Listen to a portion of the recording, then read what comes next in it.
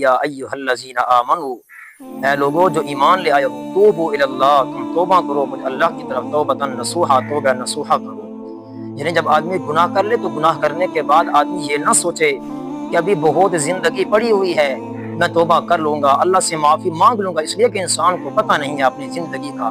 کب اس کا موت آنے والی ہے، کب اس کا ٹائم ختم ہو جانے والا ہے۔ اس لیے جب آدمی سے کوئی گناہ ہو جائے، جب کوئی لغزش ہو جائے، جب کوئی خطا ہو جائے، فوراً اللہ کی بارگاہ کے سامنے جا کے سجدہ ریز ہو جائے۔ اور اللہ کریم ارشاد فرماتے ہیں ان اللہ یحب التوابین، اللہ تعالیٰ تو توبہ کرنے والوں سے محبت کرتے ہیں۔ میرے عزیزو، جب ایک آدمی گناہ کرتا ہے تو میرے عزیزو فرشتے اس کے گناہ کو نہیں لکھتے، جب وہ دوسرا گناہ کرتا ہے۔ حضرت حسن بصری کہتے ہیں کہ جب آدمی ایک گناہ کرتا ہے فرشتے اس کے گناہ کو نہیں لکھتے، جب وہ دوسرا گناہ کرتا ہے تو دوسرا گناہ بھی نہیں لکھتے، حتیٰ کہ میرے عزیزو وہ گناہ کرتے کرتے 5 گناہ کر لیتا ہے، پھر اس کے بعد وہ ایک نیکی کرتا ہے جس کی وجہ سے اللہ کریم فرشتوں کو حکم دیتے ہیں کہ تم اس کے 5 گناہوں کو بھی معاف کر دو اور اس کی 5 نیکیاں اور لکھ دو۔ شیطان بڑے ہوس کے ساتھ کہتا ہے، بڑے افسوس کے ساتھ کہتا ہے کہ میں انسان کے اوپر کس طرح قابو پاؤں گا، یہ تو میری ساری محنت کو رائگاں کر دیتا ہے، میری ساری محنت کو ضائع کر دیتا ہے۔ اس لیے کہ میرے عزیزو جب ہم گناہ کرتے ہیں، گناہ کرنے کے بعد جب ہم اللہ کے سامنے جا کے سجدہ ریز ہوتے ہیں،